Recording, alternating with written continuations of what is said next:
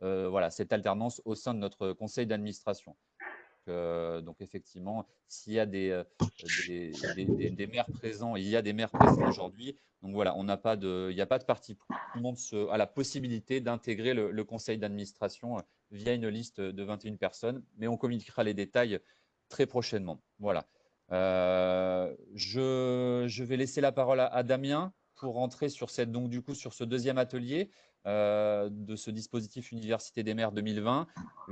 C'est notre deuxième rendez-vous. Il y en a un autre demain soir que nous animons que j'anime avec une de mes collègues, c'est le juriste Pélagie Parison, que vous rencontrez demain soir. Donc demain soir à 18 h, si je ne dis pas de bêtises, donc au conseil municipal. Et vendredi 17 h 30, vous aurez du coup un atelier dédié au pouvoir de police. Voilà.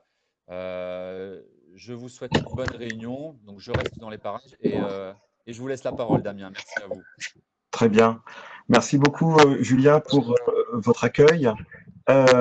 Mesdames et messieurs les élus, bonjour à toutes et à tous. Alors, je crois que nous sommes un certain nombre, effectivement, ce matin.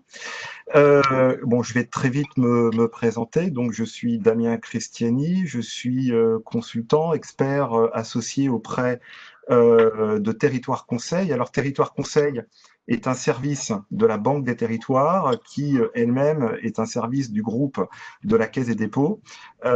Territoire Conseil, par le passé, se dénommait Mairie Conseil. Donc, pour celles et ceux d'entre vous qui avaient peut-être déjà de l'ancienneté dans votre mandat, je pense que vous connaissiez en tout cas la structure Mairie Conseil. Et Territoire Conseil accompagne sur l'ensemble du territoire la quasi-intégralité des communes, hein, puisque le service intervient en termes d'accompagnement auprès des communes de moins de 2000 habitants, de l'ensemble des intercommunalités. Et vous pouvez retrouver sur le site internet de Territoire Conseil un certain nombre de publications à caractère pédagogique, dont la version beaucoup plus complétée du support sur lequel je vais intervenir au cours de cette heure et demie à vos côtés. Voilà. Et puis, pour votre information, sachez que je partage aussi votre expérience puisque je suis moi-même maire adjoint d'une commune d'environ 2500 habitants, donc une commune plutôt rurale près du Mans, en Sarthe. Et je suis donc maire adjoint en charge des finances et des questions de ressources humaines. Et c'est un mandat que j'inaugure, peut-être pour beaucoup d'entre vous, depuis les dernières élections de mars 2020. Voilà. Alors, vous avez le chat, donc n'hésitez pas à poser l'ensemble de vos questions. Le chat est sur mon écran, donc je vois en temps réel la nature des questions qui peuvent être posées.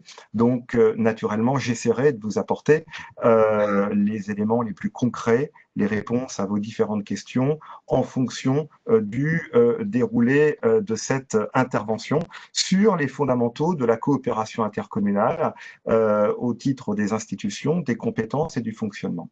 Pour votre département, alors, sauf à vous dire une bêtise, mais je crois qu'il est constitué de 8 EPCI à fiscalité propre, 8 communautés, dont 2 communautés d'agglomération, une communauté d'agglomération implantée sur le secteur de Bressuire, une communauté d'agglomération implantée sur le secteur de Niort, et donc 6 communautés de communes. Donc, nous allons rentrer dans des éléments d'explication pédagogique pour déterminer quelle est la différence entre une communauté d'agglomération et une communauté de communes, notamment sur la question du poids démographique, mais également sur la question des compétences qui sont exercées par chacune de ces entités.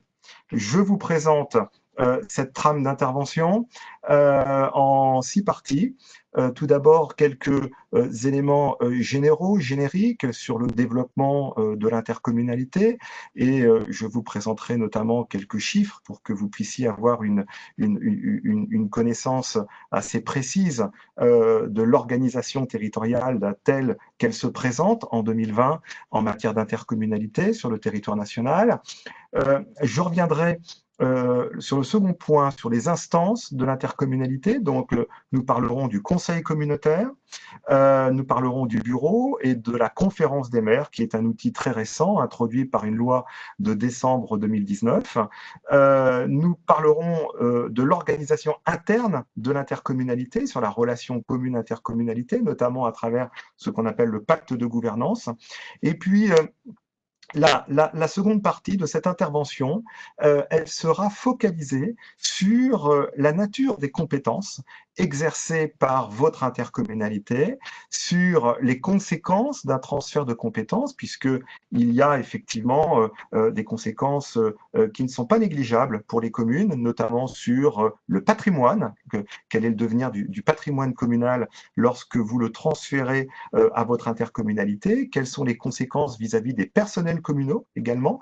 C'est un sujet souvent important, notamment lorsqu'on travaille sur des processus de transfert de compétences vers les intercommunalités. Nous ne parlerons pas du volet financier au cours de cette intervention, puisque je crois qu'il y a d'autres visios qui sont consacrés à cette question. Et nous terminerons par un sujet qui nourrit beaucoup de débats, de commentaires depuis ces dernières années sur les questions de mutualisation de services communs entre l'intercommunalité et les communes membres. Comme vous l'indiquez, Julien, il y a un instant, effectivement, nous sommes aujourd'hui dans une période transitoire, puisque on considère que c'est près de 85% des intercommunalités actuelles qui n'ont pas encore élu leur président, vice-président, puisque effectivement, seuls ont pu se réunir au cours de la première quinzaine de juin les seules intercommunalités dont l'intégralité des communes membres avaient donc constitué leur conseil municipal et donc par définition un conseil municipal élu dès le 15 mars, c'est-à-dire avec un seul tour, puisque vous le savez naturellement, le second tour des élections municipales se tiendra en principe le 28 juin prochain. Voilà donc la trame sur laquelle je vous propose d'intervenir. N'hésitez pas encore une fois à m'interpeller à tout moment en fonction des éléments que je vais pouvoir vous développer. Alors, une première partie relative à des éléments généraux sur le développement de l'intercommunalité. Et je crois qu'il est tout d'abord nécessaire de préciser le contenu d'un certain nombre de termes que nous employons. Au cours de votre mandat, mesdames et messieurs, alors que vous soyez délégués communautaires ou conseillers municipaux, je pense que vous serez très vite confrontés à quelques acronymes. Alors, lorsque nous parlons des intercommunalités, classiquement, nous utilisons la formule suivante, donc je pense que vous voyez ma souris sur l'écran, nous utilisons la formule des établissements publics de coopération intercommunale, donc ce sont des EPCI. Julien, dans son introduction, tout à l'heure, a fait mention de ces EPCI. J'ai moi-même utilisé l'acronyme il y a un instant. Les intercommunalités sont des EPCI. Donc, si vous entendez cet acronyme, quand vous entendez le terme d'EPCI, eh bien, dites-vous bien, eh bien, on parle bien d'une intercommunalité. Ces EPCI, eh bien, sont des groupements de collectivités territoriales, c'est-à-dire des groupements de communes. Les EPCI, les intercommunalités, ne sont pas des collectivités locales, contrairement aux communes, contrairement aux départements, contrairement aux régions. Ce sont des établissements publics et ces intercommunalités, elles peuvent se scinder en deux familles. La première famille, c'est ce que nous appelons classiquement les syndicats de communes.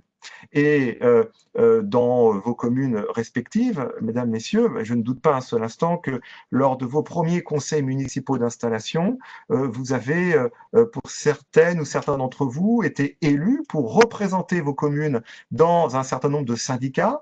Alors classiquement, ce sont des syndicats d'eau, des syndicats d'assainissement, également des syndicats scolaires. Il y a encore beaucoup de syndicats d'écoles qui maillent les territoires les plus ruraux.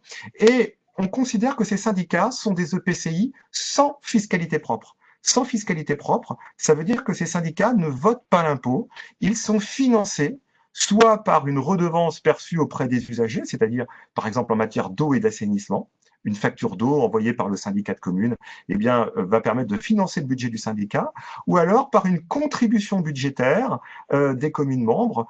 Exemple, un syndicat scolaire est financé par une contribution financière des différentes communes qui composent ce syndicat.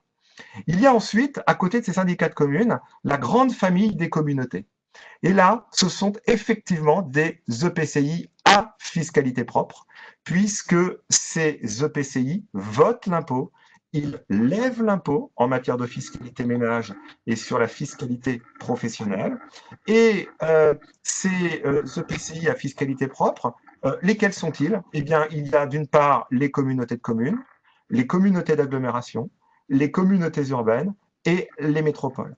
Alors, donc, vous le voyez, deux familles distinctes, syndicats de communes d'un côté, communauté de l'autre avec les métropoles.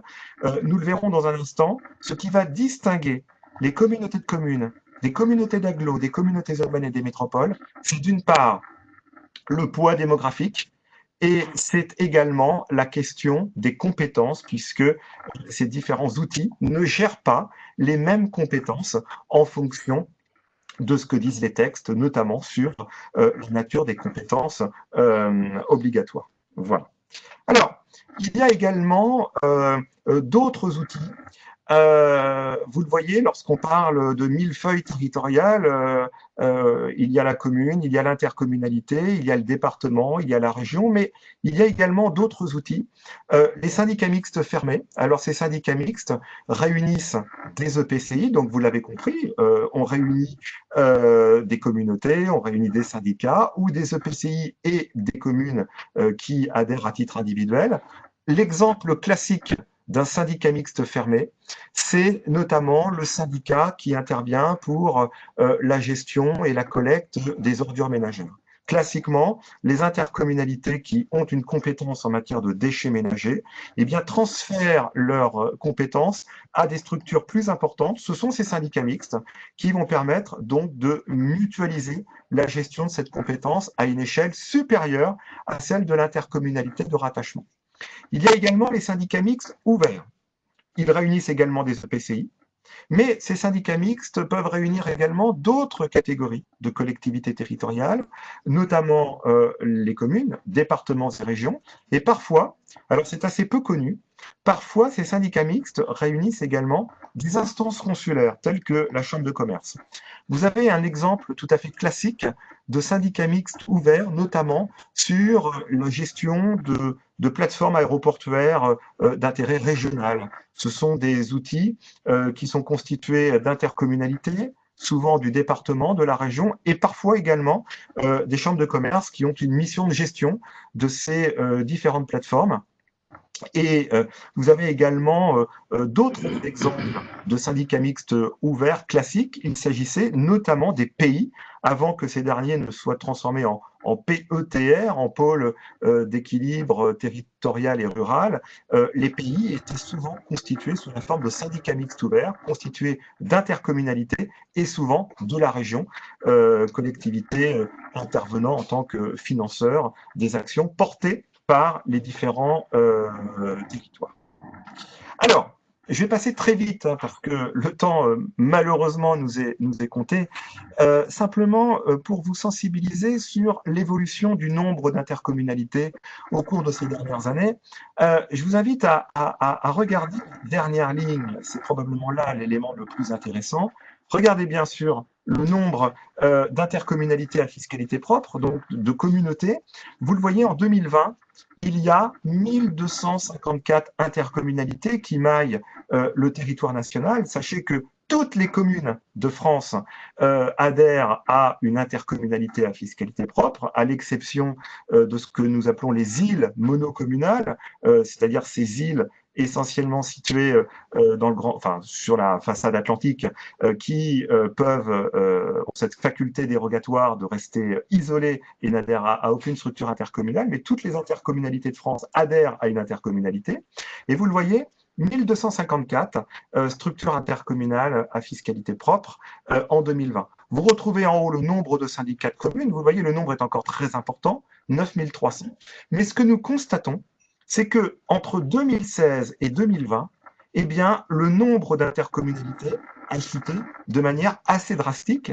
Et je crois que votre département, le département des Deux-Sèvres, a été l'un de ceux qui a vu également sa carte intercommunale profondément être remaniée entre 2017 et 2020, puisque la loi NOTRe, cette fameuse loi du 7 août 2015, qui a fait couler beaucoup d'encre sur la question des périmètres, sur la question des compétences d'intercommunalité, eh bien, a diminué par l'intermédiaire des schémas départementaux de coopération intercommunale, a diminué de manière assez drastique le nombre d'intercommunalités. Et vous le voyez, entre 2016 et 2020, ni plus ni moins, le nombre d'intercommunalités a diminué de près de 40%, avec une diminution significative du nombre de communautés de communes, puisque nous étions à plus de 1800 en 2016 et nous sommes passés à moins de 1000 en 2020. Donc, vous le voyez, la carte intercommunale a été profondément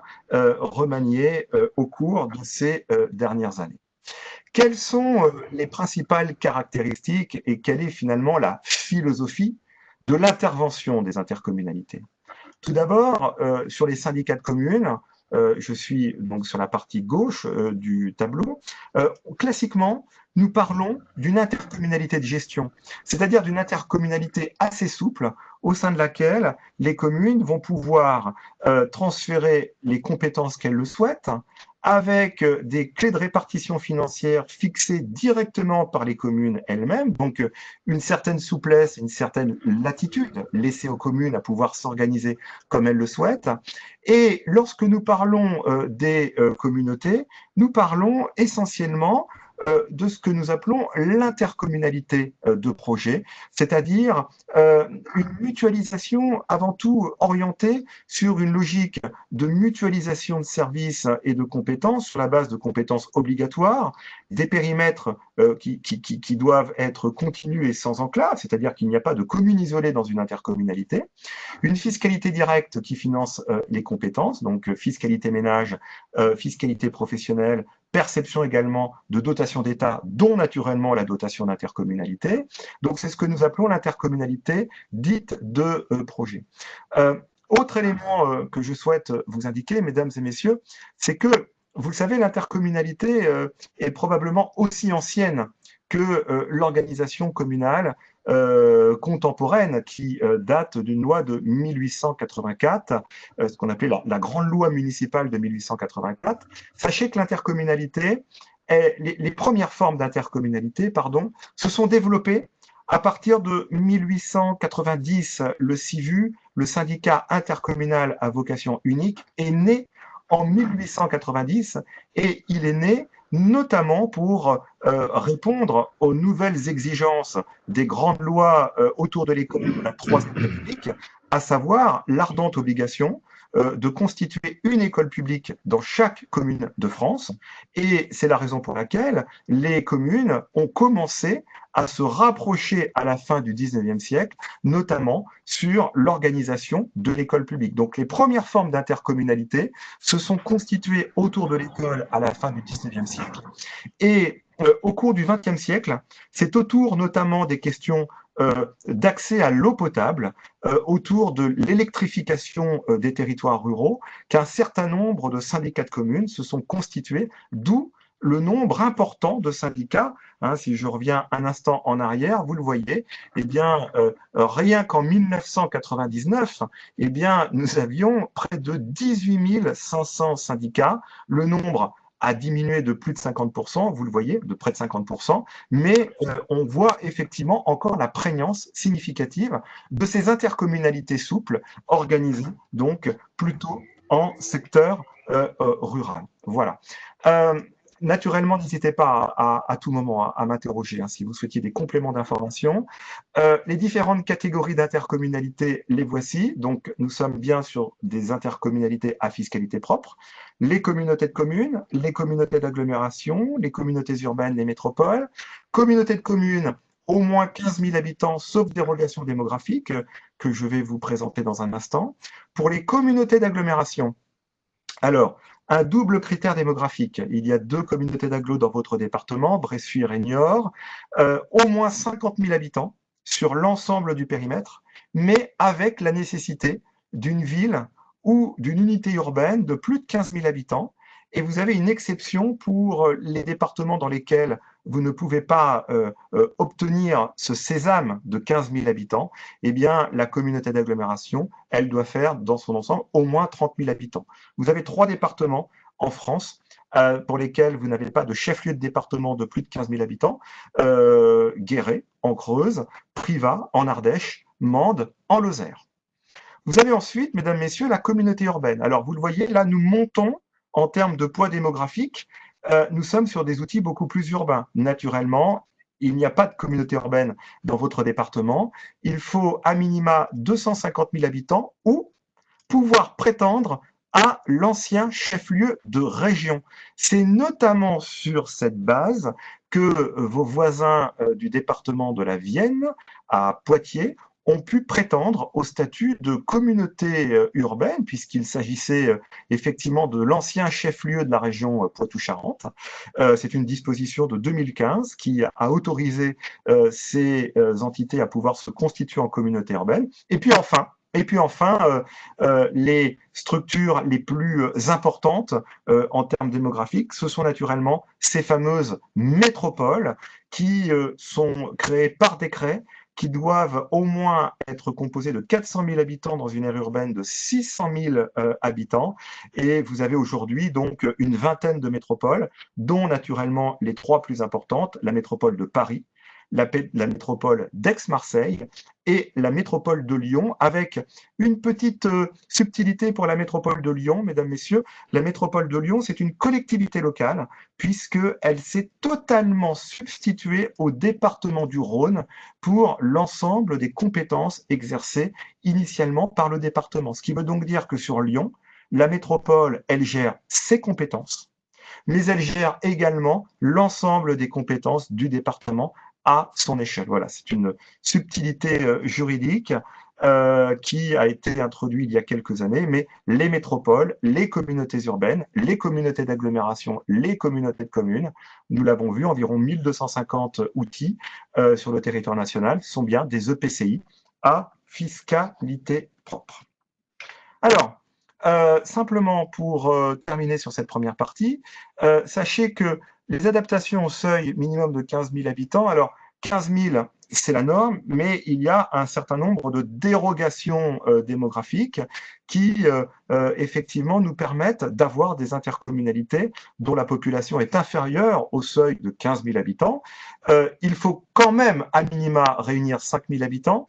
Alors, il y a notamment les EPCI qui comprennent la moitié au moins des communes situées en zone de montagne, ce qui est assez logique au regard notamment des contraintes hivernales et d'accès aux différentes communes par rapport aux éventuelles fermetures de cols.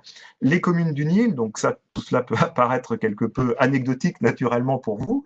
Et puis, les intercommunalités de faible densité, dont la densité est inférieure à 30% par rapport à la densité nationale, 103 habitants au kilomètre carré, 30% environ 30 km², et à partir de là, le législateur eh bien, autorise une certaine souplesse dans la constitution de ces intercommunalités, de ces communautés de communes, pour naturellement donc faire exception à ce seuil très théorique des 15 000 habitants. Voilà.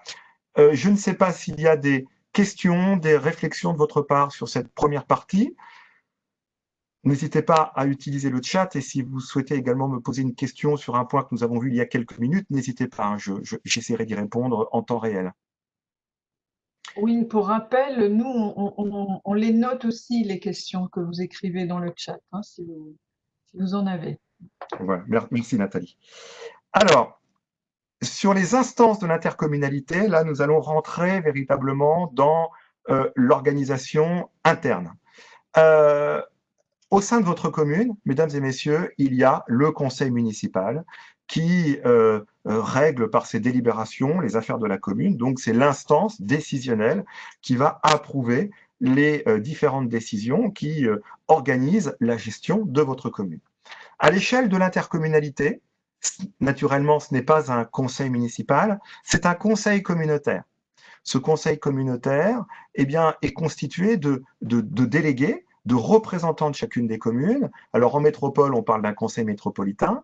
Et ces différents délégués, eh bien, vous le savez, soit on fait l'objet d'une désignation pour les communes de plus de 1000 habitants sur ce qu'on appelle le système du fléchage. Donc, souvenez-vous, c'est encore très récent, vos électeurs donc, avaient leur bulletin sur la partie gauche la liste de l'ensemble des candidats pour siéger au sein du conseil municipal, et à droite, quelques noms pour celles et ceux d'entre vous, candidats pour siéger au sein du conseil communautaire. C'est ce qu'on appelle le système du fléchage, et il s'agit donc d'une élection au suffrage universel direct, hein, comme pour les conseillers municipaux.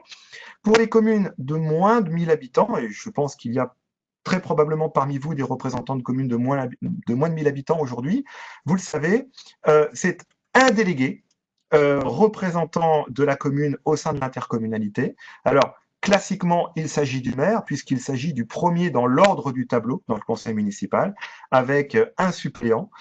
Mais naturellement, le maire peut faire le choix de ne pas siéger au sein du conseil communautaire, et eh bien, on descend dans l'ordre du tableau pour déterminer quel est l'élu qui va donc représenter la commune au sein du conseil communautaire. Donc, vous le voyez, un système de désignation distinct, que vous soyez dans une commune de moins de 1000 habitants ou dans une commune de plus de 1000 habitants. Voilà, donc l'organe délibérant, le conseil communautaire, et sachez que le conseil communautaire n'est constitué que de représentants élus relevant de chacune des communes. Je reviendrai dans quelques instants sur la composition du conseil communautaire. Alors, vous le voyez, sur le conseil communautaire, il y a quelques principes. Ce sont des principes simples, et j'aurais tendance à vous dire des principes de bon sens. Tout d'abord, bien évidemment, un délégué par commune membre. Il serait parfaitement impensable de considérer que certaines communes ne seraient pas représentées au sein du conseil communautaire. Ensuite, et je pense que c'est aussi un principe de bon sens, aucune commune ne peut disposer de plus de 50% des sièges. Donc, toutes les communes sont représentées, aucune commune ne peut disposer de plus de la moitié des sièges au sein du conseil communautaire. Ensuite, la répartition des délégués, elle doit tenir compte de la population de chacune des communes. Alors, tout cela s'est fait au cours du précédent mandat. Peut-être que certains et certains d'entre vous qui étaient déjà élus se souviennent de la manière dont vous aviez procédé. Donc, les conseillers municipaux ont été invités au cours de l'année 2019 à se positionner sur la composition du conseil communautaire à compter de 2020, en recourant soit à la méthode de droit commun. Alors, le droit commun, en fait, on regarde le nombre d'habitants et dans les textes, on a un nombre de représentants et on ventile en fonction de la population. Ça, c'est le droit commun. Il y a aussi ce qu'on appelle l'accord local, c'est-à-dire que vous avez la possibilité de déterminer en fonction de règles assez précises la répartition du nombre de délégués de chaque commune au sein du conseil communautaire. L'accord local est astreint à une seule limite, c'est que, alors je vais essayer d'être précis et surtout clair dans mes éléments d'explication, c'est que la composition du conseil communautaire dans l'accord local, elle ne peut pas être supérieure à plus ou moins 20% par rapport à la représentation démographique de chacune des communes. C'est-à-dire que chacune des communes est représentée en conseil communautaire, mais vous avez un rapport de proportionnalité entre le nombre de délégués et le nombre d'habitants qui ne peut pas être supérieur à plus ou moins 20%. Ce qui veut donc dire que pour certaines intercommunalités, l'accord local, il est ni plus ni moins impossible à respecter au regard notamment de l'importance, la différence démographique constatée entre communes membres. Le nombre total de sièges au sein du conseil communautaire, il est plafonné, donc vous ne pouvez pas aller sur un nombre pléthore de conseillers communautaires puisque les textes fixent des plafonds. Et enfin, comme pour les communes, avec ses adjoints, eh bien, il y a des vice-présidents à l'échelle de l'intercommunalité. Le nombre de vice-présidents ne peut pas être supérieur à 15, ni excéder 20% du nombre total de délégués communautaires avec un minimum de 4. Sachez qu'en principe, ce que je vous dis là peut, je pense, vous intéresser pour celles et ceux d'entre vous qui demain inaugureraient leur mandat communautaire. En principe, ce que nous constatons, c'est que le nombre de vice-présidents oscille entre 8 et 10. C'est classiquement ce que nous constatons dans les différentes intercommunalités. Assez peu d'intercommunalités, au final, plafonnent le nombre de vice-présidents, chacun des vice-présidents étant titulaire d'une délégation de fonction, comme pour celles et ceux d'entre vous, mesdames, messieurs, qui occupez probablement un poste d'adjoint, vous disposez d'une délégation de fonction de votre maire pour l'exercice des missions qui vous sont dévolues. Alors, il y a à côté du conseil communautaire, dans l'intercommunalité, il y a ce qu'on appelle le bureau. Alors, le bureau, il n'existe pas à l'échelle des communes. Hein. Alors, vous pourriez me dire, bah oui, mais nous, par exemple, on organise le bureau des adjoints. Par exemple, dans ma commune, la mienne, nous avons un bureau des adjoints qui se réunit chaque lundi matin, mais il s'agit d'une réunion informelle du maire et des adjoints sur la gestion courante des activités de la commune. Attention, le bureau de l'intercommunalité, lui, c'est une instance qui est très encadrée par les textes. Il est composé du président, d'un ou de plusieurs vice-présidents et, le cas échéant, d'autres membres. Et ce qui est intéressant, c'est que le bureau, il peut recevoir délégation d'une partie des attributions du conseil communautaire, sauf dans certains domaines. Donc ça veut dire que le conseil communautaire peut déléguer toutes ses prérogatives au bureau, à l'exception de certaines d'entre elles qui sont fixées par les textes. Dans les conseils municipaux, vous le savez, c'est l'inverse. Il y a 28 ou 29 domaines de compétences que le conseil municipal peut déléguer au maire. Mais dans un conseil municipal, le principe, c'est celui de l'interdiction de la délégation au maire, sauf les 28 ou 29 qui sont listés par les textes. En matière d'intercommunalité, c'est l'inverse. Vous pouvez tout déléguer au bureau et au président, le cas échéant, sauf ce qui est fixé par la loi. Et là, vous le voyez, vous ne pouvez pas, par exemple, déléguer une partie des attributions du conseil communautaire sur tout le volet budgétaire, sur vos politiques tarifaires, sur les redevances, sur l'approbation du compte administratif, sur les adhésions à des syndicats mixtes, par exemple, sur les délégations de services publics. Par exemple, vous gérez, je vous dis un exemple, un service d'eau potable en régie. Vous souhaitez faire le choix d'une délégation de service public. Eh bien, le choix de la délégation de service public, elle ne peut pas être décidée par le bureau. Ce sera un choix relevant du conseil communautaire. Voilà, donc quelques exemples sur lesquels le bureau ne peut intervenir. Il s'agit bien d'une prérogative du conseil communautaire. Alors, sachez que depuis 2017, avec les périmètres d'intercommunalité qui, dans certains territoires, se sont considérablement élargis, nous avons constaté progressivement une évolution du système décisionnel de l'intercommunalité. C'est-à-dire que, comme souvent les conseils communautaires ont des ordres du jour assez copieux, assez épais, eh bien, on a la tentation aujourd'hui d'en délester une partie auprès du bureau. Le bureau va donc intervenir sur certaines prérogatives, mais le conseil communautaire, finalement, va délibérer sur les autres décisions, sur les autres dossiers qui n'ont pas fait l'objet d'une délégation pardon, d'une délégation auprès du bureau. Et puis enfin, je dois vous parler naturellement de la conférence des maires. La conférence des maires est un outil extrêmement récent qui a été introduit par une loi récente, la loi Engagement et Proximité du 27 décembre 2019. Et nous avons notamment, vous le constatez, mis en ligne une note juridique sur les principales mesures de la loi. Donc, vous avez le lien en bas de ce support.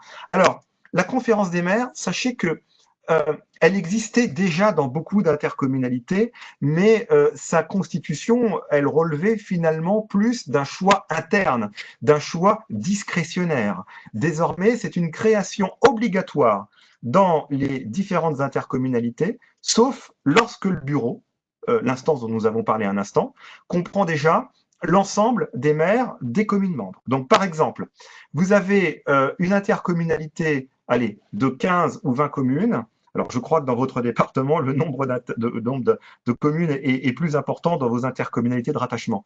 Mais 15-20 communes, si dans le bureau, vous avez vos 15 ou 20 maires, on ne crée pas de conférence des maires.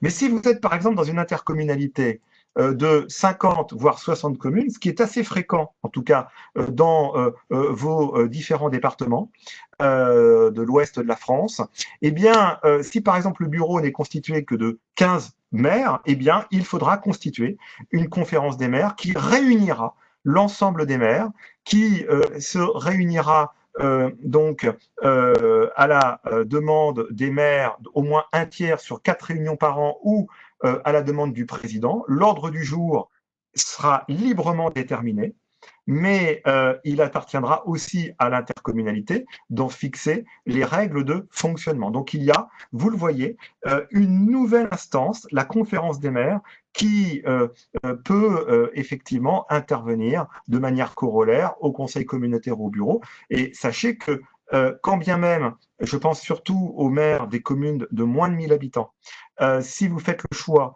de ne pas être délégué communautaire, ce qui est parfaitement possible, naturellement, eh bien, vous serez représenté au sein de cette conférence des maires, qui est donc l'instance nouvelle au sein de la gouvernance intercommunale. Voilà. Alors, nous avons vu le conseil communautaire, nous avons vu le bureau, nous avons vu la conférence des maires. Donc, vous voyez, on est en train de décanter l'organisation interne de cette architecture intercommunale. Alors, je dois néanmoins vous parler d'un autre sujet, c'est ma troisième partie, mesdames, messieurs, c'est la question du pacte de gouvernance. Alors, le pacte de gouvernance, c'est un outil également très récent, introduit par cette loi du 27 décembre 2019, dont nous avons fait mention il y a un instant avec la conférence des maires. Le pacte de gouvernance, c'est un outil intéressant parce que c'est un outil qui a vocation à redonner du sens et une certaine vision dans la relation entre communes et intercommunalité. Pourquoi fais-je état de cet élément ? Je crois que pour certaines ou certains d'entre vous qui avaient déjà cette expérience d'élu local et peut-être également de délégué communautaire, probablement au cours du dernier mandat, avez-vous été confronté, peut-être avez-vous été sollicité en termes de réflexion, en termes de débat sur la question parfois, souvent réitérée de l'absence de communication entre l'échelon communal d'une part et l'échelon communautaire d'autre part, d'une certaine césure, d'une certaine fracture. Alors le terme est peut-être un petit peu fort quand je parle de fracture, mais d'une certaine différence entre la vision communautaire d'une part et la vision communale d'autre part, comme si l'intercommunalité était parfois déconnectée de la question communale. C'est un élément qui a été soulevé à de nombreuses reprises par de nombreux élus locaux et ce constat a été à l'origine de l'introduction de ce que nous appelons le pacte de gouvernance. Alors, le pacte de gouvernance, sachez qu'il n'est pas obligatoire au sein de votre intercommunalité. Ce qui est obligatoire, alors vous allez voir, c'est subtil, hein, ce qui est obligatoire, c'est simplement de mettre la question à l'ordre du jour du conseil communautaire. Voilà, donc il faut au moins un débat. Si le débat a pour conclusion de dire, eh bien, écoutez, ce n'est pas la peine de faire un pacte de gouvernance parce qu'on considère que nous, en interne, on n'en a pas besoin, eh bien, il n'y aura pas de pacte.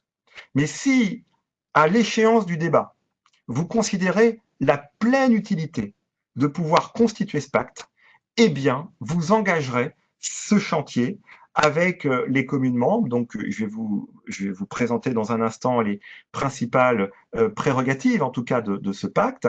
Et sachez également que vous devrez aussi engager à l'échelle communautaire un débat sur la manière dont la population sera associée à la conception, à la mise en œuvre et à l'évaluation des politiques, des compétences de votre intercommunalité.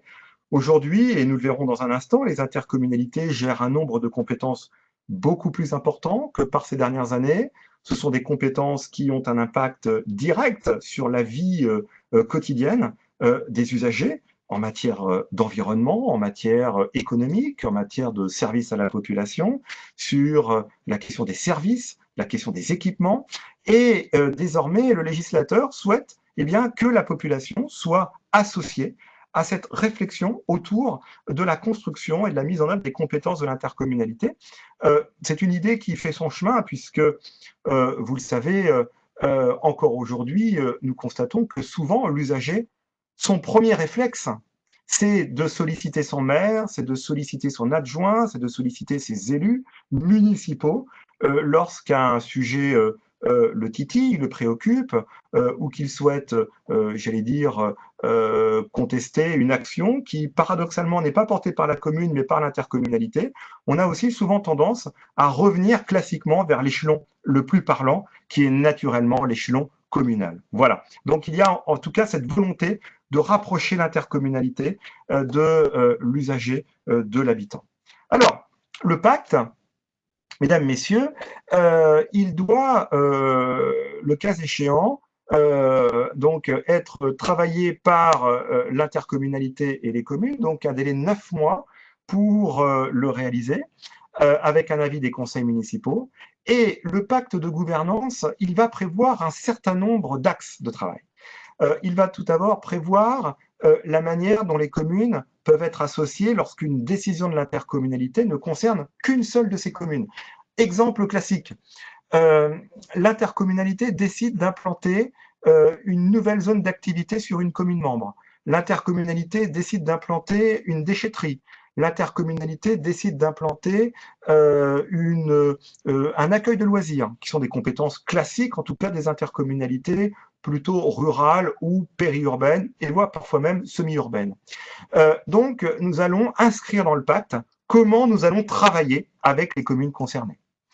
Nous allons également inscrire dans le pacte la manière dont les communes peuvent être associées pour la gestion des compétences communautaires. Exemple classique, j'ai une compétence sur la gestion d'un accueil de loisirs à l'échelle communautaire, mais je n'ai pas de personnel technique pour en assurer l'entretien ou la maintenance.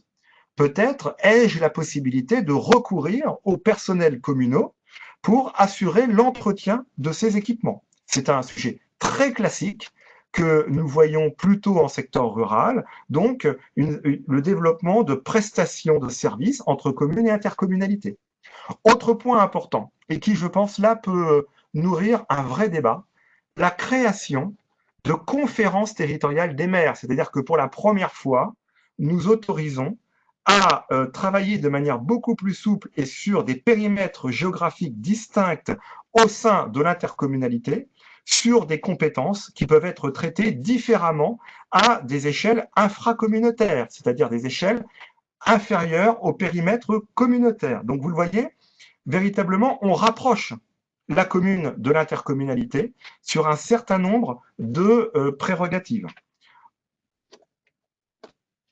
Autre point, les conditions dans lesquelles le président de l'EPCI peut déléguer au maire d'une commune l'engagement de certaines dépenses d'entretien. Alors ça aussi, c'est quelque chose d'assez nouveau puisque nous allons le voir sur les compétences. En principe, on ne peut pas saucissonner l'investissement et le fonctionnement dans le cadre d'un transfert de compétences, mais dans le cadre finalement de missions d'entretien d'équipement, on l'a vu à l'instant avec les exemples d'entretien d'équipements communautaires portés par les communes, eh bien, on peut aujourd'hui, par le biais de la prestation de services, eh bien, permettre aux communes d'assurer l'entretien courant de ces équipements au profit des habitants, avec un système de facturation auprès de l'intercommunalité. Voilà, un certain nombre d'éléments. Alors, la liste n'est pas exhaustive, naturellement, mais vous le voyez, en ce début de mandat, il y aura véritablement un débat très, très intéressant à initier pour déterminer de quelle manière concrètement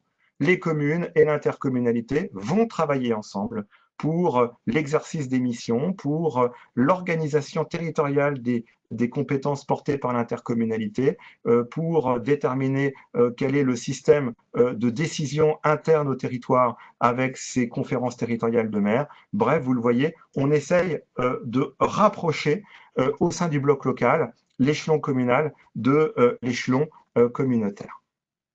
Voilà, et puis enfin, dernier élément, l'ouverture de la participation aux commissions intercommunales. Donc, on pouvait jusqu'à présent donc convier les conseillers municipaux à être membres des commissions. Les commissions de l'intercommunalité, eh ben, leur rôle, il est identique à celui que vous connaissez dans vos communes.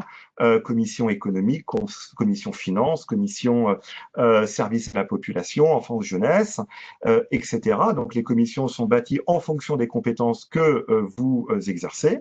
Et le maire peut également désigner un élu au sein de son conseil municipal pour suppléer un membre empêché de la commission.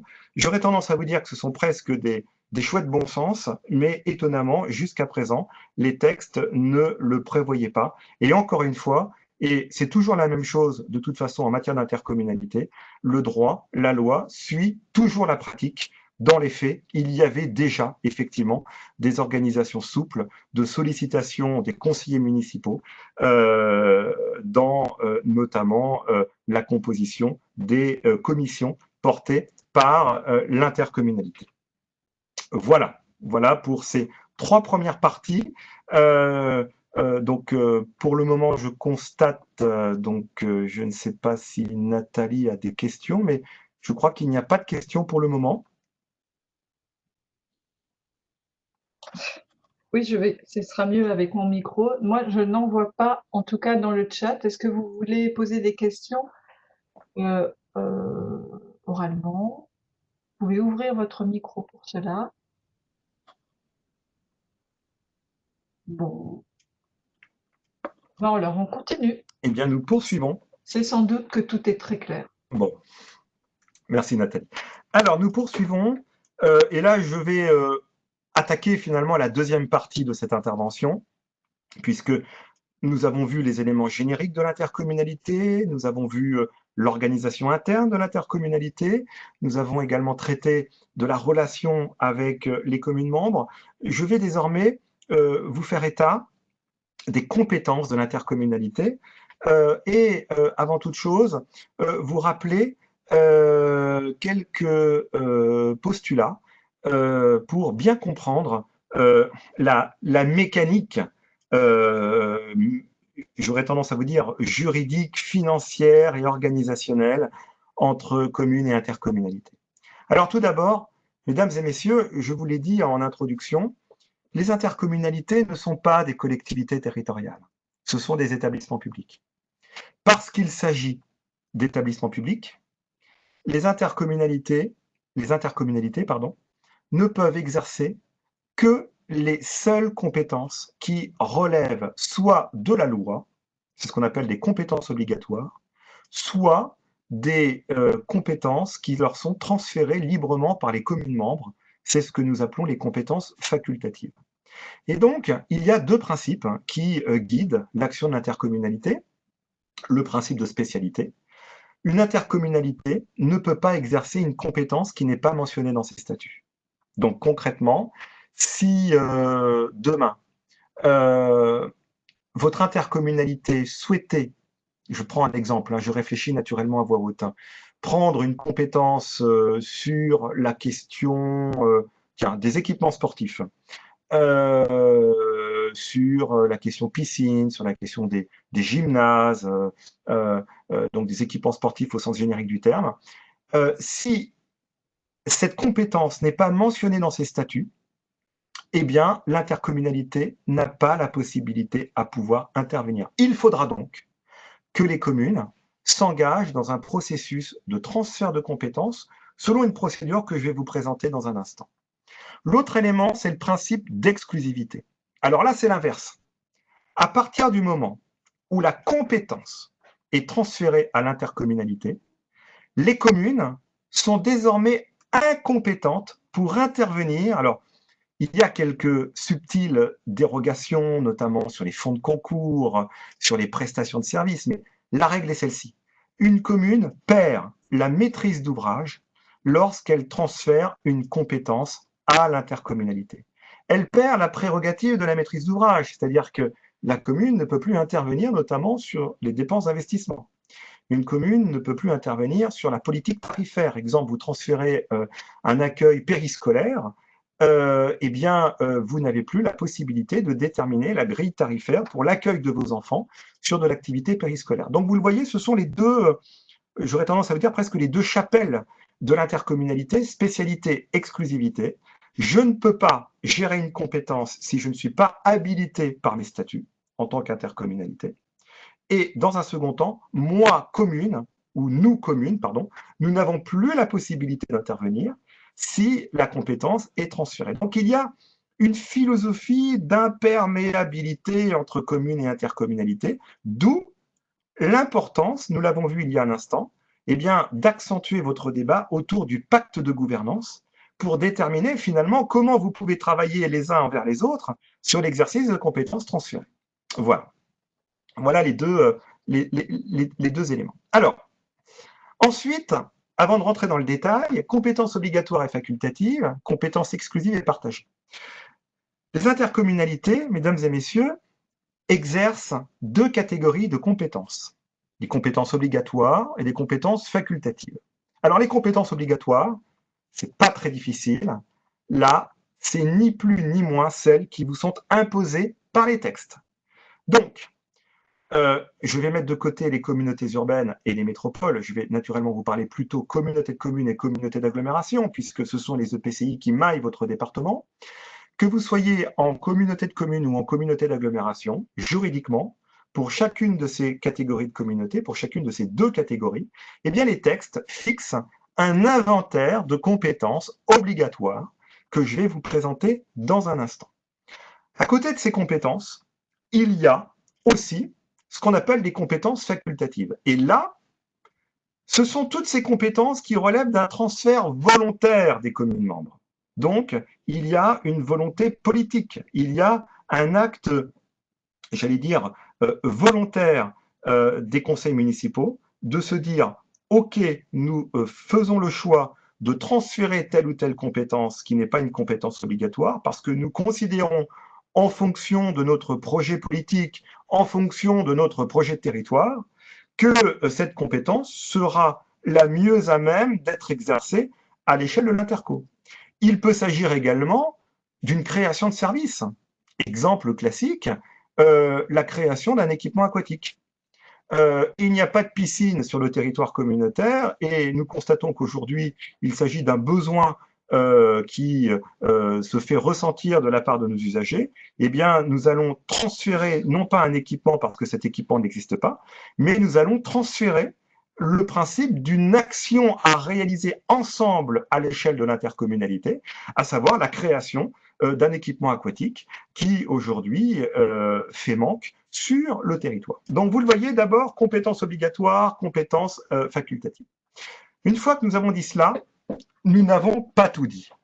Il y a ensuite ce que nous appelons les compétences exclusives et les compétences partagées. Lorsque les compétences sont exclusives, eh bien, c'est l'intégralité de la compétence qui est transférée à l'échelle de l'intercommunalité. Exemple de compétences facultatives, de compétences exclusives, la gestion des déchets. En matière de gestion des déchets, vous ne pouvez pas dire telle ou telle commune assure la gestion des déchets et sur une autre partie du territoire, c'est l'intercommunalité qui est compétente.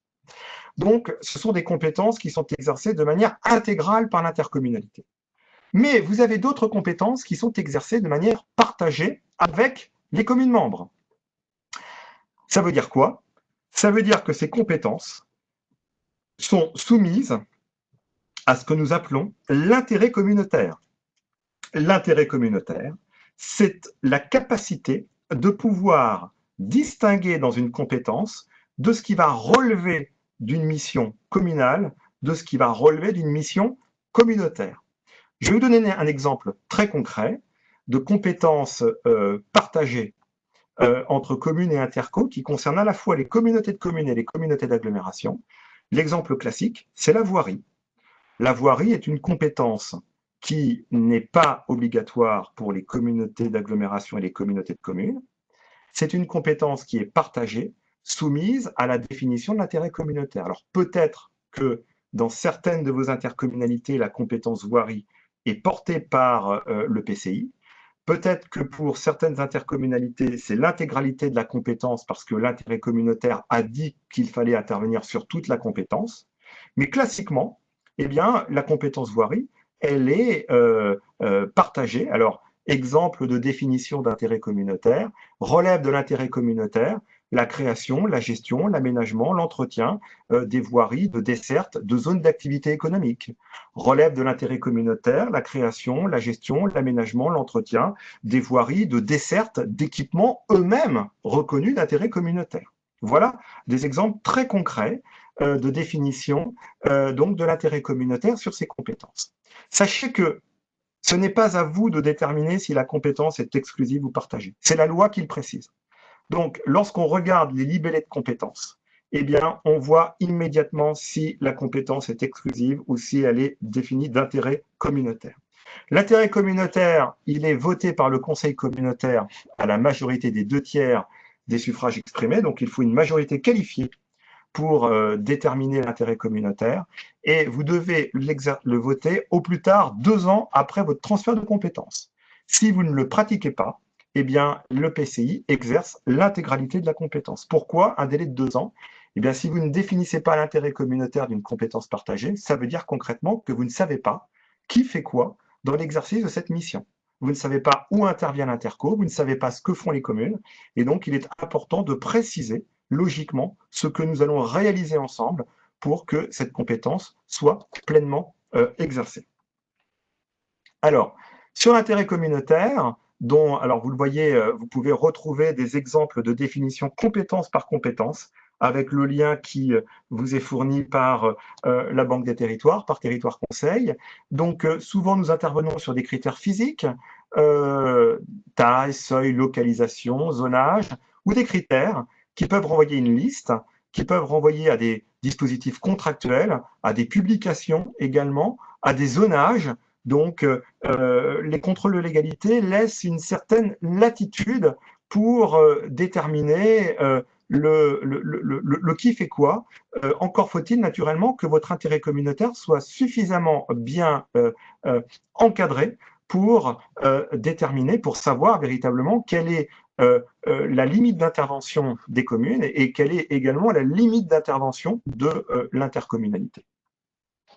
Alors, une fois que nous avons dit cela, ah oui, alors avant de passer aux compétences, pardon, le processus de transfert de compétences, donc vous le voyez, vous avez sur cette page le schéma, la procédure tout à fait classique de transfert de compétences entre communes et intercommunalités. Donc tout d'abord, vous le voyez sur un transfert de compétences volontaire. Donc là, je ne parle pas de transfert de compétences obligatoire, parce que par définition, le transfert de compétences obligatoire vous est imposé par les textes.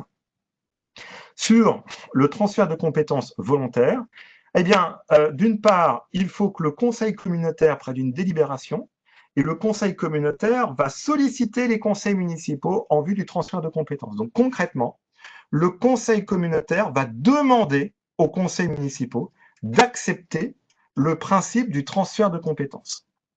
Les conseils municipaux se prononcent dans un délai de 3 mois. Sachez que le silence vaut acceptation implicite. Votre conseil municipal ne délibère pas sur la demande de transfert de compétences. On considère que c'est une acceptation implicite. Vous êtes d'accord implicitement avec le transfert. Et c'est une majorité qualifiée qui est sollicitée par la loi, puisque pour accepter le transfert de compétences, il faut l'accord des 2/3 des conseils municipaux représentant plus de la moitié de la population, ou alors, c'est l'inverse, la moitié des conseils municipaux représentant les 2/3 de la population. Dans notre jargon, on appelle ça les 2/3 moitié, moitié 2/3. Donc vous le voyez, parfois, il faut prendre la calculatrice pour déterminer si nous avons un accord en fonction de ces différents critères.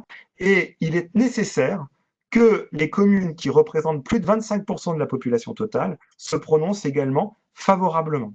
Ce qui veut donc dire que les communes dont le poids démographique est supérieur à 25% de la population totale du territoire ont un système de veto qui leur permet donc de refuser le principe même d'un transfert de compétences, quand bien même nous aurions constaté la majorité qualifiée par le premier critère, c'est-à-dire moitié de tiers ou 2/3 moitié, soit 2/3 des conseils municipaux représentant la moitié de la population ou la moitié des conseils municipaux pour 2/3 de la population. Donc vous le voyez, nous sommes quand même sur des conditions assez rigoureuses pour valider un principe de transfert de compétences. Sachez enfin que si la procédure est respectée, eh bien, le préfet est dans une situation de compétence liée, c'est-à-dire que le préfet valide par principe le transfert de compétences par l'intercommunalité, enfin par les communes membres au profit de l'intercommunalité. Pour les communautés de communes, mesdames et messieurs, il y a 7 compétences obligatoires: l'aménagement de l'espace, les actions de développement économique, intégrant tout le volet zone d'activité, la politique locale du commerce, le tourisme également, sachant que les animations touristiques peuvent rester une compétence partagée entre communes et interco. Ce qu'on appelle GEMAPI, la gestion des milieux aquatiques et la prévention des inondations, compétence exclusive, la création, la gestion des aires d'accueil de gens du voyage, les déchets, l'assainissement, l'eau. Je réponds tout de suite, peut-être éventuellement à une question qui pourrait être posée. Le pluvial relève d'une compétence facultative. Le pluvial n'est pas rattaché à l'assainissement. L'assainissement des eaux usées est un service public industriel et commercial. Le pluvial est un service public administratif.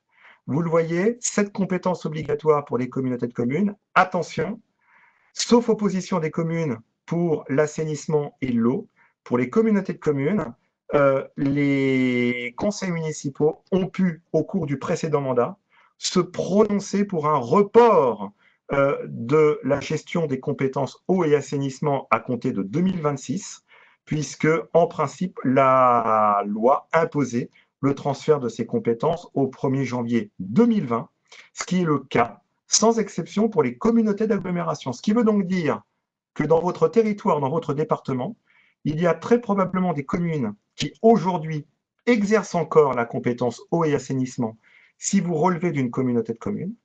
Mais pour celles et ceux d'entre vous qui relevaient d'une communauté d'agglomération, donc sur le secteur de Bressuire ou sur le secteur de Niort, eh bien, cette compétence, en principe, eh bien, est transférée à votre intercommunalité depuis au plus tard le 1er janvier 2020. Donc, vous le voyez, 7 compétences obligatoires.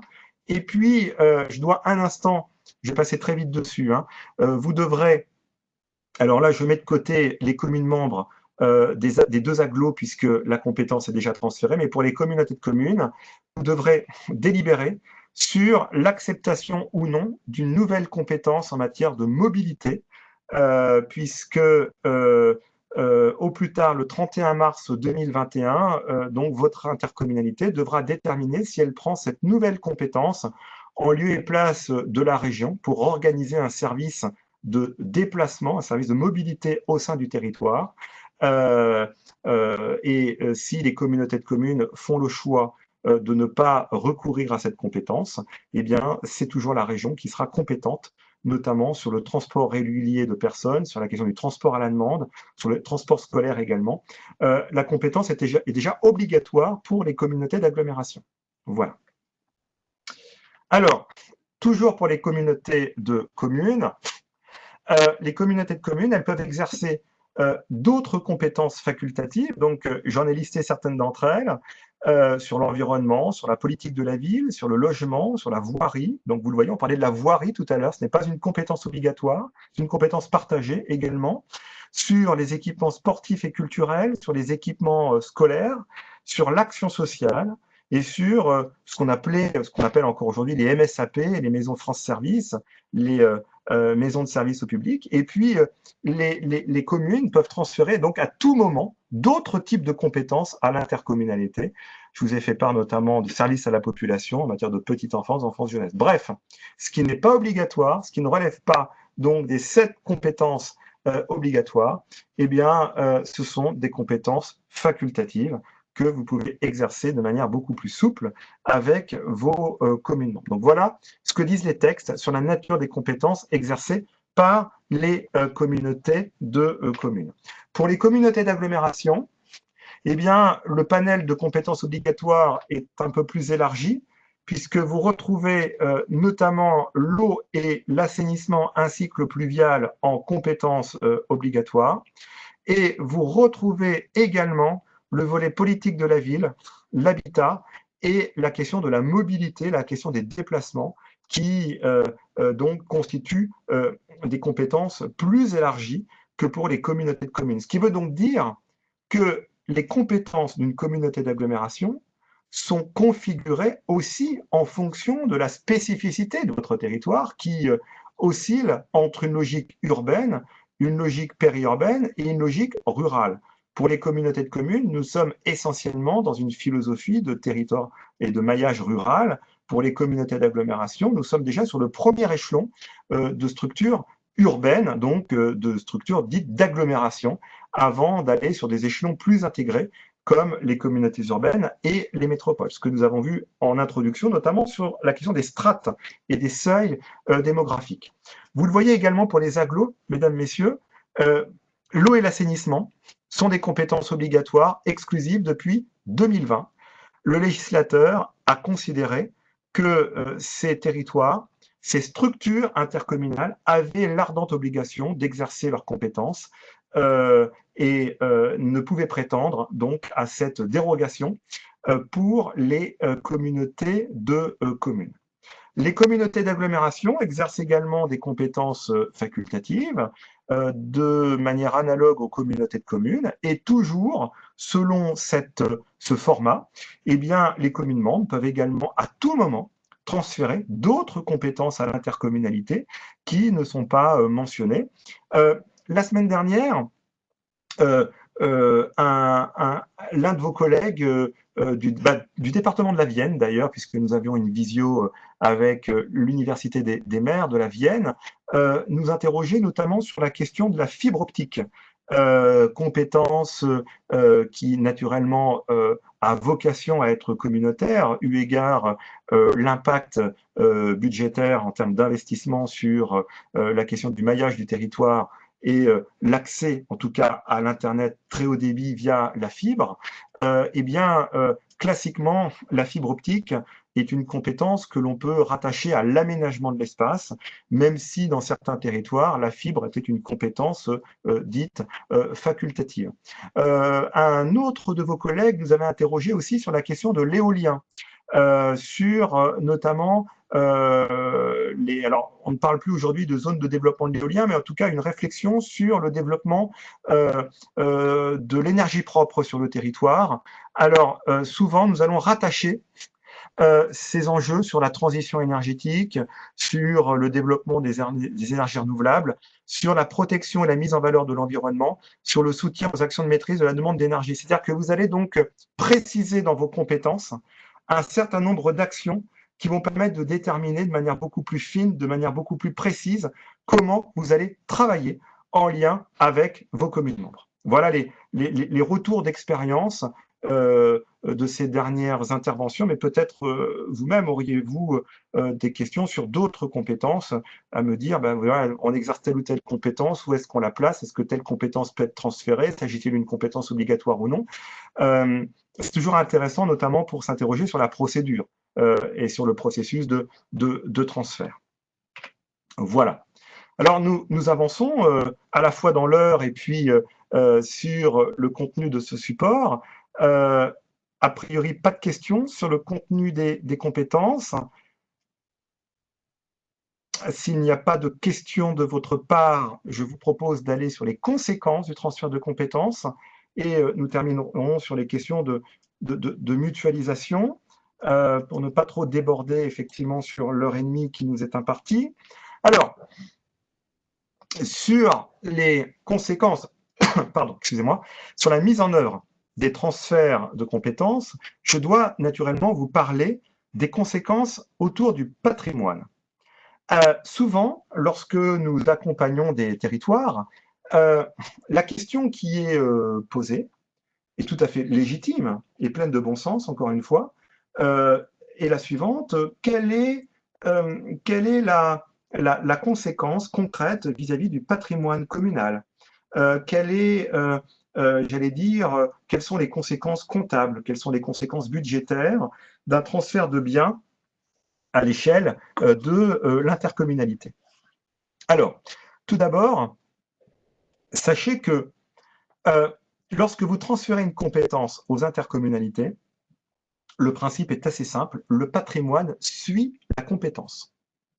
Mais avec une subtilité, c'est que les biens font l'objet d'une mise à disposition auprès de l'intercommunalité. Ce qui veut donc dire que les communes ne perdent pas le patrimoine, c'est-à-dire qu'elles conservent la propriété de leurs biens mis à disposition. Ces biens sont mis à disposition à titre gracieux, ce qui veut dire concrètement que vous n'avez pas la possibilité, vous communes, de faire payer l'intercommunalité sur le principe même du transfert de compétences. Deuxième élément important, lorsque vous transférez votre patrimoine par le biais d'une mise à disposition, vous perdez l'investissement et l'entretien, sauf prestation de service, nous l'avons dit en introduction. Ce qui veut dire aussi que l'intercommunalité qui n'est pas propriétaire de vos biens est compétente pour investir dans vos bâtiments. Vous le voyez, nous ne sommes absolument pas dans la philosophie classique de droit privé entre locataire et propriétaire. Le locataire d'un appartement, d'une maison, assure les dépenses d'entretien courantes, mais sur les dépenses lourdes, sur de l'investissement, c'est le propriétaire qui doit intervenir. Sur le droit public, c'est là la subtilité du dispositif, et souvent ça interpelle beaucoup d'élus locaux. Eh bien, la commune qui est encore propriétaire, elle est dessaisie de l'investissement.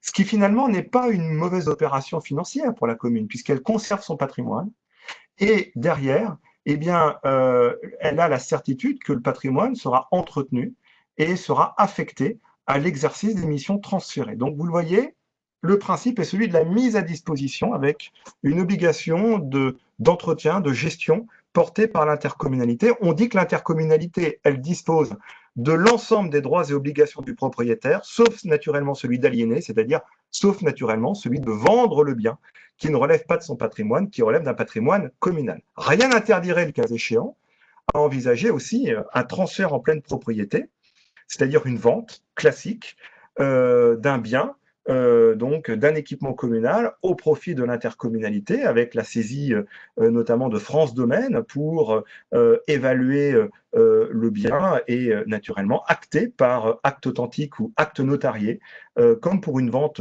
classique, eh bien, le transfert de pleine propriété entre communes et interco. Sachez que c'est quand même assez rare et nous sommes assez classiquement toujours sur un principe de mise à disposition. Deuxième élément, mesdames, messieurs, sur la question des personnels. Alors, sur la question des personnels, eh bien, c'est un sujet central puisque lorsque vous transférez une compétence entre communes et intercommunalité, la question fondamentale que vous devez vous poser est celle de savoir si vos personnels communaux sont intégralement transférés à l'intercommunalité ou si ces personnels sont partiellement affectés à l'exercice de la compétence transférée. Si les personnels sont intégralement affectés à l'exercice de la compétence transférée, là, il n'y a pas, j'allais dire, de difficulté d'interprétation. Les personnels sont transférés de plein droit à l'échelle de l'intercommunalité, à l'échelle de votre communauté. Et donc, concrètement, ils changent d'employeur. Ils changent d'employeur. Prenons un exemple concret. Vous gérez, on parlait notamment tout à l'heure du périscolaire ou de l'extrascolaire, d'un accueil de loisirs. Vous gérez du personnel, des animateurs territoriaux. Ces animateurs interviennent exclusivement dans les accueils de loisirs, vous transférez la compétence, les personnels suivront la compétence et ces derniers donc ne seront pas maintenus à l'échelle de la commune. Point très important, le statut de la fonction publique est assez protecteur des intérêts de l'agent. Les agents transférés conservent donc leur statut et leur emploi dans les conditions qui sont les leurs et les agents transférés conservent également le bénéfice du régime indemnitaire qui leur était applicable. C'est-à-dire que concrètement, si le régime indemnitaire est plus favorable à l'échelle de la commune, eh bien, on conserve ce régime indemnitaire. Si le régime indemnitaire est plus intéressant à l'échelle de l'intercommunalité, l'agent bénéficie du nouveau régime indemnitaire qui est celui de l'intercommunalité. Alors, il y a une question qui vient d'arriver à l'instant sur le chat de Madame Soulard. Qu'en est-il des investissements pour les bâtiments qui servent à la fois à la commune et à l'intercommunalité? Alors là, vous posez une question qui est fréquemment posée, enfin qui est fréquemment soulevée. Exemple, garderie périscolaire, compétence agglo, et école, compétence communale dans un même bâtiment. Bah oui, là, vous posez une question essentielle.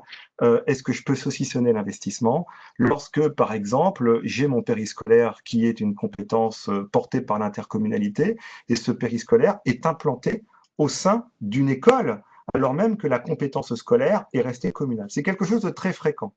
Et on voit aussi peut-être là les limites au principe de mise à disposition. Alors, pour vous répondre sur l'investissement, sachez qu'il y a un outil très précis qui est ce qu'on appelle la convention de maîtrise d'ouvrage unique.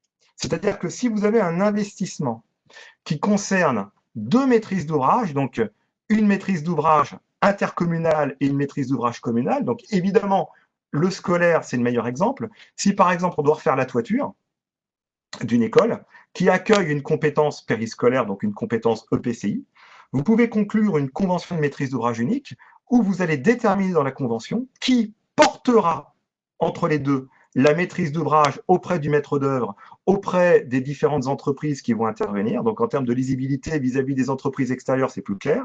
Et c'est dans cette convention que vous allez déterminer le flux financier. Si, par exemple, vous considérez que l'intercommunalité utilise les biens à hauteur de 20% sur une surface d'implantation ou 20% d'un temps d'utilisation, vous pouvez, par exemple, considérer que c'est la commune qui porte l'investissement, mais qu'il y a derrière un flux financier correspondant à 20% de l'investissement porté par le PCI. Voilà. Donc, ça s'appelle une convention de maîtrise d'ouvrage unique. C'est un mécanisme qui est encadré par alors une vieille loi, la loi MOP de 1985 sur la maîtrise d'ouvrage unique. Et la convention de maîtrise d'ouvrage unique, eh bien, elle nous permet de pouvoir répondre souvent à beaucoup de difficultés de saucissonnage d'investissement, parce que vous ne pouvez pas avoir de co-maîtrise d'ouvrage. Il faut bien déterminer qui interviendra pour le compte de qui. Voilà. Et sur le fonctionnement, pour aller plus loin, Madame Soulard, parfois, lorsqu'on saucissonne, alors c'est peut-être le cas chez vous, c'est souvent la commune qui va porter l'intégralité des charges de fonctionnement sur les fluides, sur l'électricité, sur l'eau, sur le gaz, etc., sur la maintenance, et on va émettre un mandat pour l'intercommunalité qui va donc rembourser une partie des fluides, puisque la commune porte l'intégralité des fluides. Et souvent, la clé de répartition, c'est soit la surface d'implantation ou le temps d'utilisation. Donc, attention aux usines à gaz, parce que c'est vrai que parfois c'est un peu compliqué, mais on arrive toujours à pouvoir distinguer au final le qui fait quoi. Hein. D'où l'intérêt d'une comptabilité analytique entre commune et intercommunalité sur le coût réel d'une compétence, et puis également d'être extrêmement précis et rigoureux sur le contenu de votre intérêt communautaire, parce qu'on voit là effectivement que nous sommes véritablement sur un saucissonnage de compétences. J'espère avoir été précis et clair dans cette réponse. Alors, je poursuis. Alors, sur les personnels partiellement affectés à l'exercice de cette compétence, alors vous pouvez avoir des personnels qui interviennent ponctuellement sur une compétence transférée. Alors, pour ces personnels, on va leur proposer le transfert. Donc, les communes vont leur proposer le transfert. Sachez que ces agents peuvent dire, ben non, nous considérons que nous sommes finalement bien dans la commune parce qu'on a un régime indemnitaire intéressant, où nous avons de bonnes conditions de travail, ou alors nous appréhendons peut-être le fait de nous déplacer demain sur le territoire, ou alors nous considérons qu'aujourd'hui nous faisons un métier sur lequel nous sommes rigoureusement impliqués vis-à-vis de la commune et que demain, on peut s'interroger sur la manière dont on va travailler. Donc, la position de l'agent, elle peut être tout à fait légitime naturellement, mais sachez que si l'agent refuse sa mutation, donc vous le voyez, là c'est avec l'accord de l'agent, contrairement au transfert de plein droit, donc la mutation avec accord, sachez que l'agent, il sera de plein droit mis à disposition et sans limitation de durée, mis à disposition auprès de l'intercommunalité sur la partie de compétences qui relèvera de l'intercommunalité. Et tout cela pour éviter naturellement le risque d'un doublon en termes de gestion de personnel entre l'intercommunalité d'une part et les communes d'autre part. Donc, l'élément central, lorsque vous transférez une compétence, quelle qu'elle soit, si les personnels sont concernés par ce transfert de compétences, ayez toujours en tête cette question récurrente mais fondamentale qui est celle de l'affectation de vos agents. Est-ce que vos agents sont intégralement affectés à l'exercice de la compétence ou est-ce que vos agents sont partiellement affectés à l'exercice de cette compétence? Alors, le pouvoir de police. Alors, je crois là, je pose la question aussi à Nathalie. Je crois qu'il y a des visios qui sont organisés sur l'exercice des pouvoirs de police, notamment le pouvoir de police du maire, mais également l'exercice du pouvoir de police porté par le président de l'intercommunalité. Alors, sachez que le président de l'intercommunalité est titulaire par principe de pouvoir de police. Ces pouvoirs de police doivent être déterminés dans... Ah ben voilà, Nathalie me répond, c'est prévu le 19 juin, donc sur une visio concrètement, enfin, qui est affectée à 17h30. Merci Nathalie pour la précision, donc 19 juin à 17h30.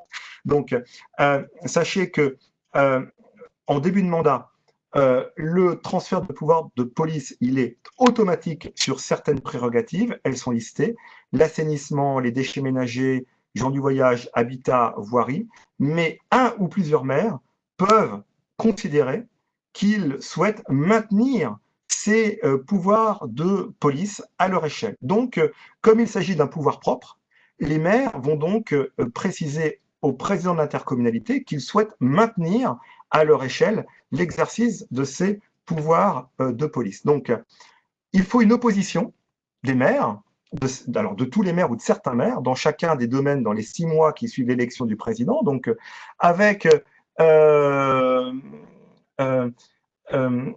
donc ce positionnement, donc dans les 6 mois, si le conseil communautaire se réunit mi-juillet, ça veut dire que d'ici la fin de l'année, les maires peuvent dire, ben voilà, sur les 6 domaines, nous considérons que nous souhaitons maintenir à notre échelle l'exercice de ces pouvoirs de police et il n'y a plus de transfert donc pour les communes dont les maires ont notifié leur opposition. Le président peut dire, ok, très bien, soit je conserve l'exercice de mon pouvoir de police à l'égard des communes qui ne se sont pas prononcées, à l'égard des maires qui ne se sont pas prononcés, ou alors je renonce totalement sur le territoire à exercer ces pouvoirs de police. Et donc, c'est à vous, maire, de continuer ces prérogatives qui vous sont octroyées par la loi, qui vous sont octroyées par les textes. Et donc, s'agissant d'un pouvoir propre, eh bien, vous, maire, vous exercez toujours ces prérogatives. Ce qui veut donc dire que l'exercice de certaines missions sont bien communautaires, mais eh bien, le pouvoir de police reste à l'échelle du maire. Alors, comment cela va-t-il se matérialiser? Concrètement, en matière de déchets ménagers, la compétence est communautaire. Eh bien, l'application d'un règlement de collecte à l'échelle de l'intercommunalité eh bien, fera l'objet d'un arrêté de police du maire pour être applicable sur le territoire. Et donc là, vous avez donc la formalisation concrète d'une compétence communautaire avec le maintien d'un pouvoir de police à l'échelle des maires. Donc voilà. Alors, et encore une fois, je passe assez vite sur les pouvoirs de police, mais vous avez beaucoup de documents et des visios qui sont consacrés à ces questions. Et sur le site de Territoire Conseil, vous avez également des planches, des supports d'intervention qui sont exclusivement consacrés au pouvoir de police. Alors, je passe très vite à la prestation de service, puisque j'en ai parlé dans le cadre du pacte de gouvernance. Je vous l'ai dit, mesdames et messieurs, vous avez toujours la possibilité, pour l'exercice de vos compétences, de contractualiser avec vos communes membres. Ce qui veut donc dire, alors je parle de la communauté de communes dans mon support, mais ça marche également pour les communautés d'agglomération. Il y a un texte qui le prévoit aussi. Sachez donc que vous avez cette pleine latitude, à travers le pacte de gouvernance, de dire, OK, nous travaillons sur telle ou telle compétence, nous transférons naturellement certains équipements eu égard le principe de spécialité et d'exclusivité. L'intercommunalité est pleinement compétente sur l'investissement et sur le fonctionnement, mais dans une organisation du quotidien, parce que nous savons qu'à l'échelle des communes, ça fonctionne bien, et nous savons que probablement seule la commune est la plus réactive pour intervenir sur l'entretien, sur la maintenance de certains équipements, eh bien, nous allons contractualiser pour que les communes maintiennent cette prérogative à leur échelle. Classiquement, quand on intervient dans les territoires ruraux, ce que nous entendons, c'est « Ah ben oui, mais si par exemple mon équipement scolaire j'ai un enfant qui envoie son ballon dans la fenêtre, elle est cassée, les vitres, les vitres tombent, et est-ce que je dois appeler la communauté de communes et la communauté de communes intervient par le biais d'un artisan et à partir de combien de temps tout cela va-t-il se mettre en place? Est-ce que moi, commune, dès que j'ai une vitre cassée, je peux intervenir directement? Eh bien, vous avez là l'exemple tout à fait concret d'un principe de réactivité fixé entre les communes et l'intercommunalité via une convention de prestation de services moyennant, le cas échéant, un remboursement du temps d'intervention d'un agent communal.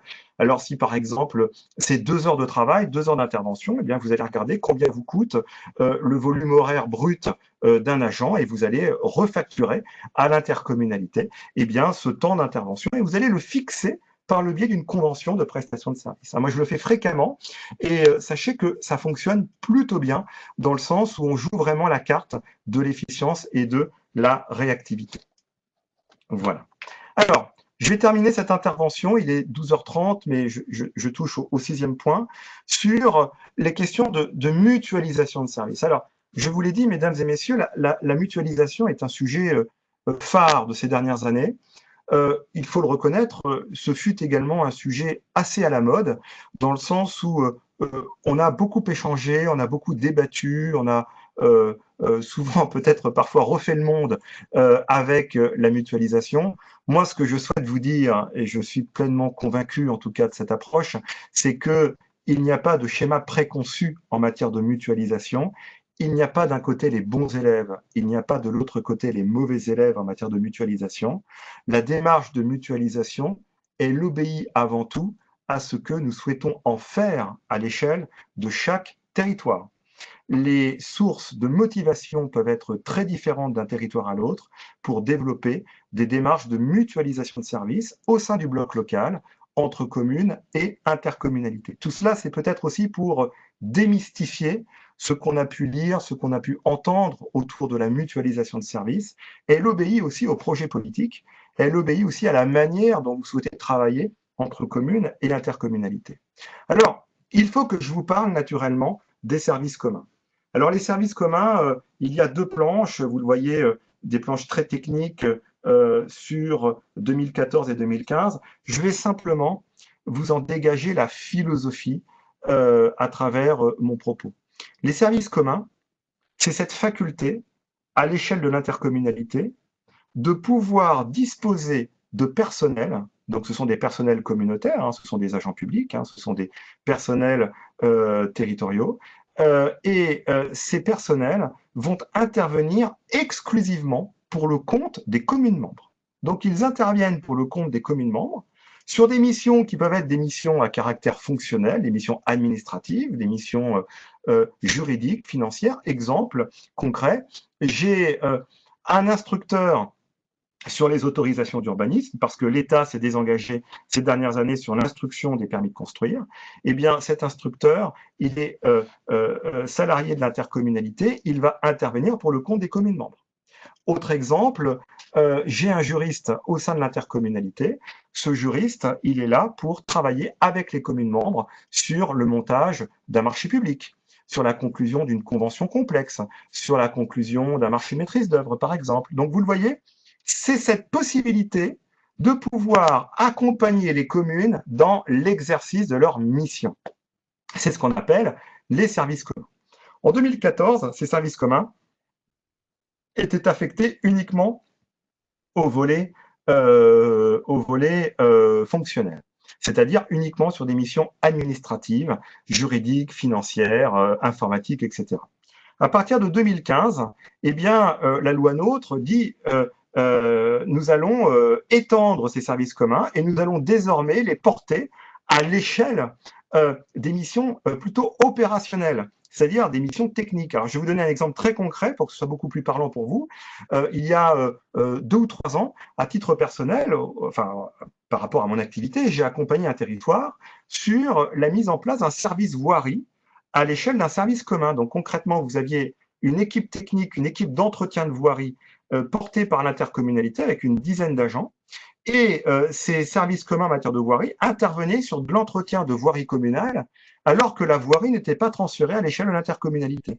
Et donc les services communs étaient financés via alors un mécanisme un peu complexe que je ne vais pas développer, mais via une diminution des attributions de compensation de chacune des communes, ce qui permettait de financer un service mutualisé à l'échelle de la communauté de communes et qui permettait de répondre à un vrai besoin qui est porté, donc, et en tout cas un vrai besoin acté par les différentes communes. Voilà donc la philosophie du service commun, c'est cette possibilité de pouvoir porter un certain nombre de services qui vont être directement affectés, mis à disposition auprès des communes membres. Alors, la philosophie est pourquoi instituer un service commun? Répondre à un besoin non pourvu sur le territoire, exemple, l'instruction des autorisations d'urbanisme, développer de l'expertise et du partenariat à l'égard des communes membres sur le soutien juridique, financier, l'assistance au montage de dossiers complexes, par exemple. Et puis, on a vu également émerger, je ne sais pas si c'est le cas dans certains de vos territoires, une autre approche du service commun, notamment sur la question de la gestion prévisionnelle des emplois et des compétences, sur le plan de formation, sur la gestion de carrière, en considérant qu'effectivement, les centres de gestion ont des missions obligatoires, mais elles ont aussi des missions facultatives, et sur notamment la gestion prévisionnelle des emplois et des compétences, pourquoi ne pas travailler à l'instauration d'un service commun RH à l'échelle de l'intercommunalité pour réfléchir à l'évolution des postes, à réfléchir à un service de mobilité interne au sein du territoire vis-à-vis de certains personnels, sur l'harmonisation des conditions de recrutement de certains personnels également. On le voit vis-à-vis des secrétaires de mairie, sur la définition d'un plan de formation communautaire, c'est-à-dire un plan de formation unique, partagé entre communes et intercommunalités. Voilà donc effectivement ce qui peut motiver l'instauration d'un service commun à l'échelle de l'intercommunalité.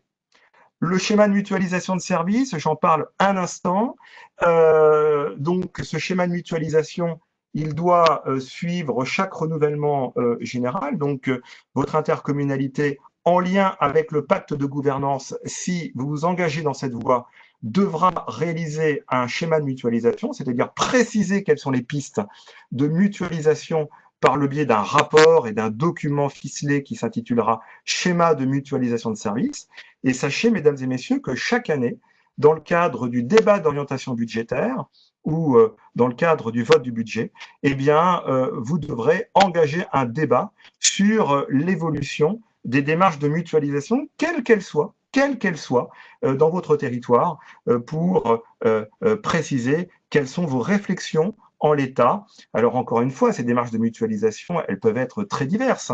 On a parlé des services communs, mais vous avez nombre de territoires qui se sont engagés ces dernières années, notamment sur du groupement de commandes, sur de la mutualisation de commandes publiques, sur du groupement d'achat, sur alors un schéma encore comment dire, isolé, mais notamment la question de l'organigramme partagé aussi, ou alors l'harmonisation des conditions de recrutement de nouveaux personnels à l'échelle du territoire. Donc voilà, vous le voyez, c'est un sujet central, c'est un sujet important dans la relation commune-intercommunalité au sein du bloc local, et c'est un sujet qui je n'en doute pas, nourrira encore beaucoup de réflexions, beaucoup de débats au cours de ce prochain mandat. Voilà. Simplement, mesdames et messieurs, vous rappelez donc que le service de renseignement téléphonique, juridique et financier de Territoire Conseil est à votre disposition. Nous avons intégré le numéro de téléphone qui vous permet d'accéder à ces différents services avec le site internet de la Banque des Territoires. Et en introduction, je vous indiquais que Territoire Conseil est un service qui est accessible à toutes les communes de moins de 2000 habitants. En fait, c'est une erreur de ma part, je vous prie de m'excuser. C'est un service qui est accessible à toutes les communes de moins de 10 000 habitants. Donc, moins de 10 000 habitants, vous vous doutez que c'est, j'allais dire, la quasi-totalité des communes qui peuvent prétendre au service de Territoire Conseil. Vous pouvez leur poser donc toutes vos questions et télécharger librement l'ensemble des productions réalisées à la fois sur ce que nous nous indiqué, sur les questions financières. Et puis, sachez également que Territoire Conseil est un centre de ressources qui recueille un certain nombre d'expériences de territoire sur telle ou telle thématique, telle ou telle compétence. Donc, c'est un service que je vous invite à consulter en fonction de vos besoins. Je vous remercie très sincèrement de votre attention. Nous avons peut-être encore 1 ou 2 minutes, Nathalie, pour prendre peut-être une question. Je ne sais Oui, pas. et puis je vais apporter également un complément d'information, c'est que vous avez également à l'AMF un service intercommunalité et territoire qui est tout aussi compétent, donc n'hésitez pas, voilà, les deux, et nous avons l'habitude d'ailleurs de travailler ensemble avec Territoire Tout à Construit de fait. toute façon. Avec l'association départementale locale, ça fait 3, donc Voilà, Ah, bien très sûr, bien. pardon. ça fait plusieurs. Non, non, il n'y a pas de souci. Donc Et c'est le point ça d'entrée fait, d'ailleurs, hein, ça je fait signale. plusieurs ressources pour, à solliciter éventuellement, oui, tout à fait. Mais bien sûr. Merci à vous, Damien, pour cette intervention très complète. Euh, je crois on va arrêter là. Je vais donner rendez-vous pour le coup à ceux qui sont présents à l'atelier de demain sur le fonctionnement du conseil municipal à 18h. C'est ça, Nathalie? Ouais. C'est 18h, oui, absolument. Donc demain, conseil municipal, après-demain, pouvoir de police. J'ai des personnes qui s'interrogent sur leur inscription à l'atelier pouvoir de police. Donc normalement, Julien, il me semble que tu as fait partir une invitation avec un bulletin d'inscription qui permettait à chacun de s'inscrire à toutes les sessions. Oui, tout à fait. Donc, Par voie ouais. dématérialisée, en fait, l'ensemble du programme des universités de mer permettait de s'inscrire à chacun des ateliers. Donc, si vous ne l'avez pas fait, si vous avez oublié d'ajouter cette session dans votre bulletin d'inscription, bah, vous le signalez à votre association départementale, donc à Julien, Ouais, qui se fera un plaisir de envoyez vous rajouter. vous adressez du coup soit un mail ou vous appelez le secrétariat et on vous rajoutera sur la liste. Mais d'ici à demain, je pense qu'on fera éventuellement une relance pour les inscriptions, si on a des inscrits de dernière minute. Donc voilà, avec ce même mail. Donc ça arrivera peut-être pas sur votre adresse personnelle, mais sur l'adresse de la collectivité en l'occurrence. Donc si Et jamais cette, vous souhaitez. Oui. pardon, et cette contrainte d'être limité, bien sûr, à 100 participants, hein, même un tout petit Tout peu à fait. moins, Mais pour l'instant, 98. voilà, aujourd'hui ça allait. Demain, on doit être une soixantaine. Donc on a un peu de marge. Encore un peu de marge. Ouais, ouais. OK. Voilà. Merci à vous. Merci beaucoup. Merci de votre attention. Merci. Bonne journée à toutes et à tous. Merci à Merci vous. Nathalie.